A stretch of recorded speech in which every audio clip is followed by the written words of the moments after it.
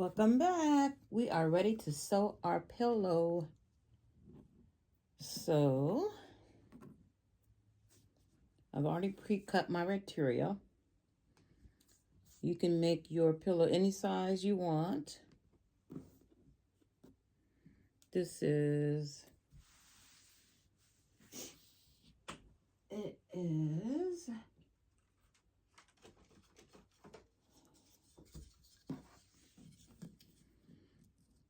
7.5 by 10.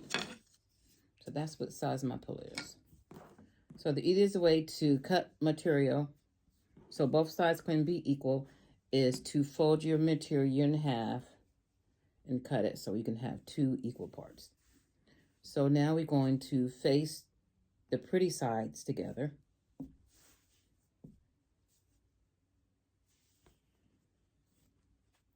And if you have your labels,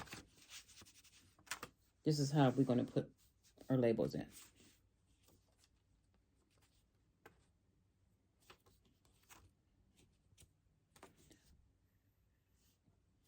Open the garment, put your labels in that way.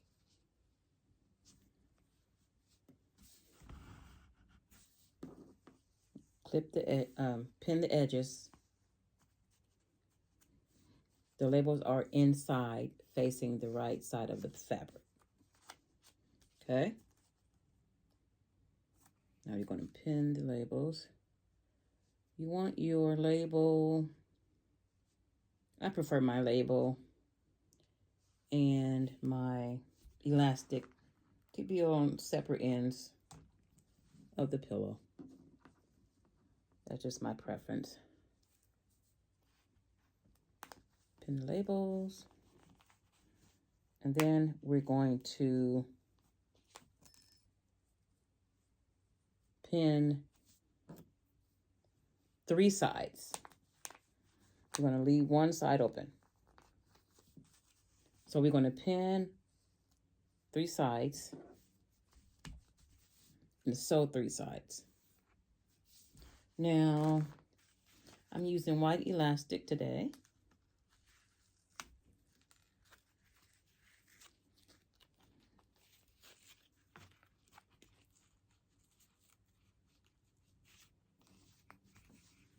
Make it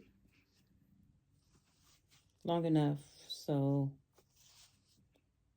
it can be unisex. My wrist is very skinny. So if a man was to do this, he'll have extra room.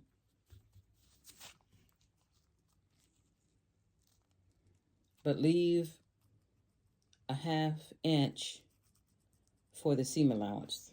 A 1/2 inch would not count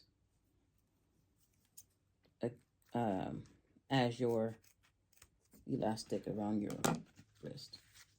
We're going to do the elastic the same way. The other side, we're going to pin it, the elastic inside, facing the right side of the fabric.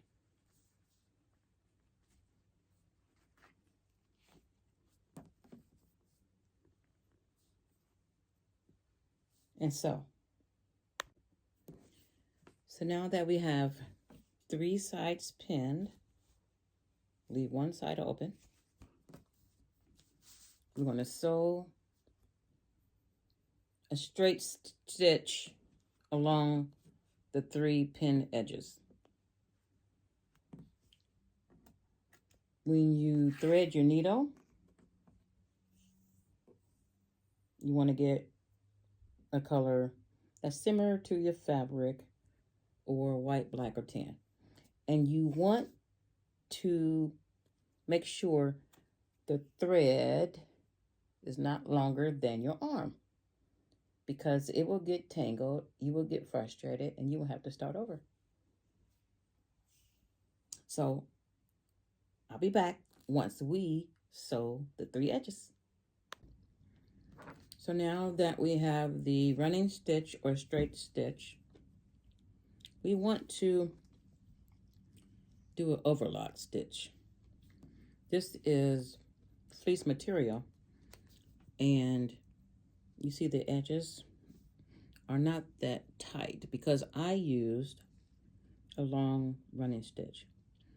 And once you fill it with the fiber fill, the material will start coming out, and you don't want that mess. So we're going to do an overlock stitch on the same 3 sides. And when you put your needles in, your pins, you want the pins towards you so you can just take them out easily without sticking yourself. So let's do the overlap stitch and come back. Now that we are done with the overlock stitch, here's the difference. See, it doesn't come open.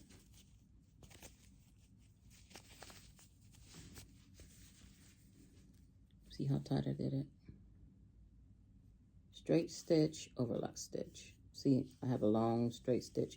If you do a short straight stitch, you might get away with not doing the overlock stitch. But see, it doesn't come open anymore. No gaps. Now we're going to turn it right side out. And you see the handle and the labels.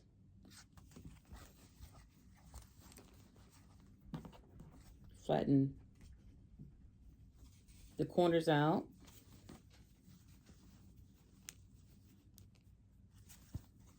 With your finger. And we're going to stuff it. Yeah, I've been having lunch. See you later. So now that you have it stuffed, let me shut this. Now that you have it stuffed, we're going to pin the last open edge. The easiest way to do that is to do like this. And pin the middle first.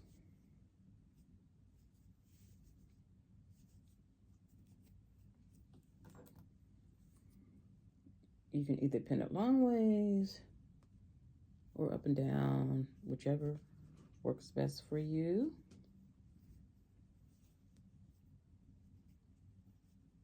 So we're going to pin it and sew it. Sew the edge. You want to give about a 1/4 seam allowance when you sew it. So now that you have the final edge pinned, we want to make a short running stitch so it can look neat without doing the overlock stitch. So you want to start inside, go inside. So this unsightly knot part will be hidden.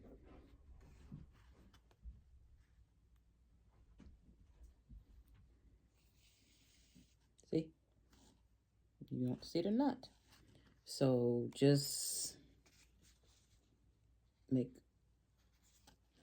short running stitches along the side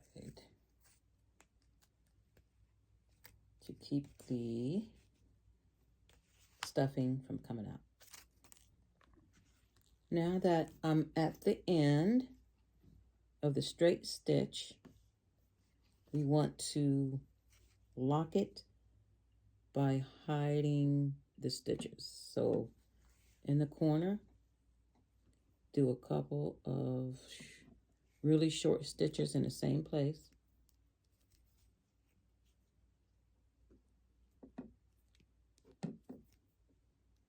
I say about 4 or 5 would do it.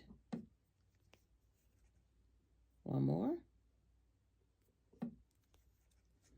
And clip it. Now you have a travel pillow. stuff to the brim and bounces back. So any Cowboys fans out there, if you want this pillow for free, just inbox me, Cowboys Pillow, and I'll send it to you. Until next time.